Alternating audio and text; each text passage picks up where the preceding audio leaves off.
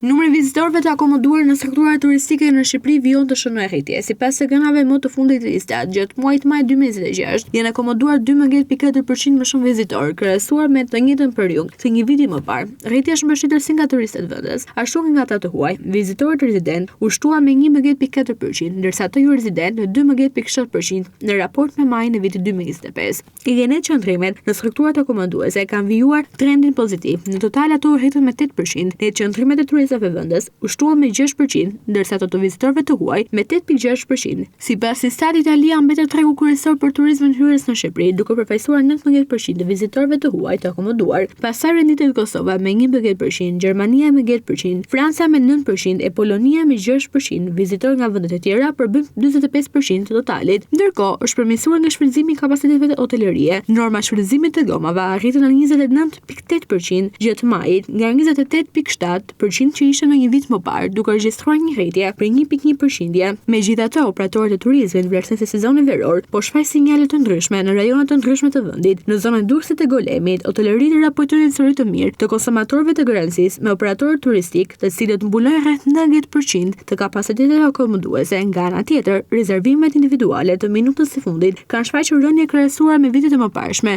Luatit e evidentuara edhe në disa stacione të jugut të vendit, ndërsa operatorët theksojnë se vetëm në përfundim të sezonit veror do të mund të bëhet një vlerësim i plot i performancës së turizmit për këtë vit.